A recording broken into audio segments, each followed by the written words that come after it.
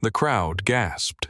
The fat tourist climbed onto the guard's pedestal, spread his arms, and shouted, "Now I'm the king!" But the next second, the guard took a sharp step forward and everything went off script. What happened next was a lesson for everyone. London, Buckingham Palace. The summer day is in full swing, and a diverse crowd of tourists has gathered in front of the massive wrought iron gates. People hold their phones high, trying to capture the perfect shot of the motionless guards standing at their post with unreadable expressions. British families, Asian tourists with large cameras, students with backpacks, all blending into the background, waiting for a show that isn't supposed to happen. But one man stands out, and not just stands out, he dominates the space that should rightfully belong to Buckingham Palace itself. Randy Cobb, a huge, sweaty, overweight American in a stained "I Love Big Macs" tank top, barely clinging to his massive torso. His stretched-out shorts hang awkwardly over his thick legs, and his once white sneakers, now a grimy yellow, look like they've survived more fast food trips than the restaurants themselves.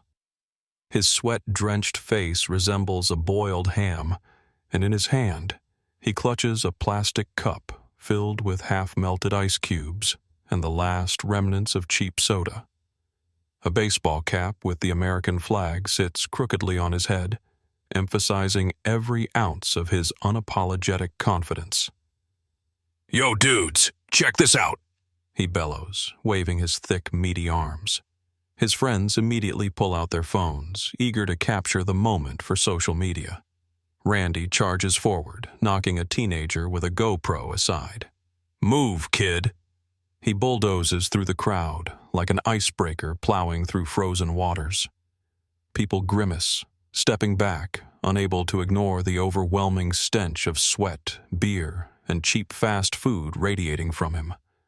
Right in front of him, the Royal Guard's pedestal. Standing atop it, the guard himself.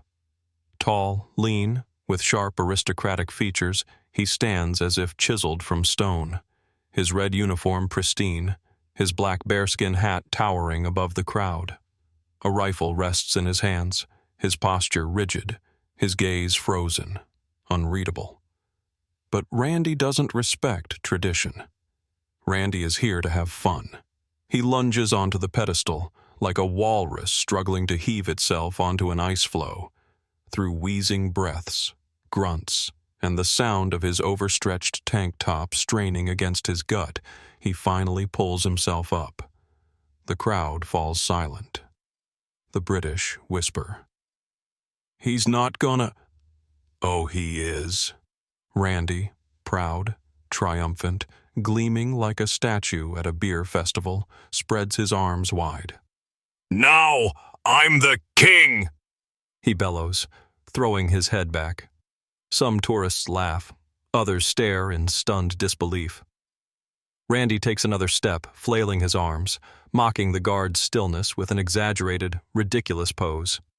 But then, something happens that no one expected. Least of all, Randy. The guard moves. Randy doesn't have time to react. "Step off the guard's post, now!" The thunderous voice shatters the air. The crowd gasps. Randy, who just seconds ago thought he owned the stage, freezes. The guard steps forward, a single, precise, deliberate motion. His rifle clangs ominously, the metal itself seeming to warn him. It's just one step. But to Randy, it's the step of death. His tiny pig-like eyes widen. He instinctively stumbles backward, never expecting this toy soldier to react so quickly. His thick legs tangle, his balance shifts, and then Randy falls. Thud! Like a sack of potatoes, he crashes down, landing hard on his fat rear. The impact echoes through the square. His soda flies into the air, raining down on him, drenching his already filthy clothes. The crowd erupts in applause. "That was amazing! Serves him right!" "Oh, that was brutal!" Randy struggles to get up, his shirt riding up, exposing his sweaty red belly. His face burns with humiliation. And this was only the beginning. Randy groaned. Pain radiated through his body, pulsing through his massive gut and bruised tailbone. He rolled onto his side, spluttering and gasping for air like a stranded sea cow. The crowd roared with laughter. "Damn, that's gotta hurt. Fat guy got owned. That's what you get for disrespecting the guard." Randy felt heat in his ears. His heart pounded with shame. His face burned redder than a tomato. He struggled to stand, brushing himself off, but it was useless. His stretched-out shorts were covered in dust, and a dark stain from the ground smeared across his gut. The crowd wouldn't let up. Someone pointed at him. "Look at his face! He's about to cry!" Randy clenched his fists. No. He couldn't let it end like this. That stupid British toy soldier had humiliated him. "You little punk! You think you can embarrass me?" He snarled, swinging his thick arm as if ready to strike the guard. But he never got the chance. Everything changed in an instant. Security was already there. Two massive men in black suits appeared out of nowhere, grabbing Randy's arms with an iron grip. Randy barely had time to squeal before his huge shoulders were locked in place. "All right, sir. Enough of that." The voice was cold, firm, and absolute. Randy shook with rage. "Get off me! I'm an American citizen!" His sweaty face contorted in a mix of anger and panic. The guard didn't even flinch. "And this is the UK, mate." The crowd exploded in applause. "Take him away! That's what he deserves. British justice!" Randy struggled. He had to say something, do something, but it was too late. The security guards dragged him off, holding him firm. The crowd erupted with joy. And the Royal Guard. He stood still, as if Randy Cobb never existed. Randy fumed, but he was no longer in control. Randy huffed and thrashed, flailing uselessly as the two burly security guards dragged him away. His thick arms flopped around like the slow, desperate fins of a beached sea creature, but there was no escape. The crowd parted, stepping back as if witnessing a grand, humiliating defeat. Phones were raised high, hundreds of cameras capturing the ultimate moment of shame. But Randy wasn't giving up. He roared like a furious bull.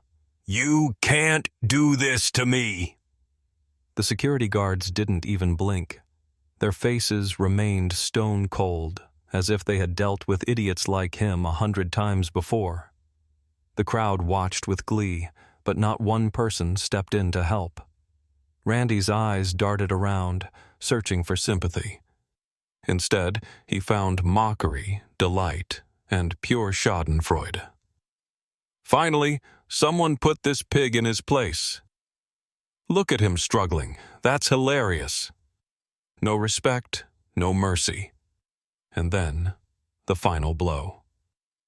From the middle of the crowd, a loud voice rang out. His friend, the very one who had been filming since the beginning, held his phone high above his head, barely holding back laughter. "Bro, you're going viral!" The crowd exploded. Someone doubled over, clutching their stomach from laughing too hard.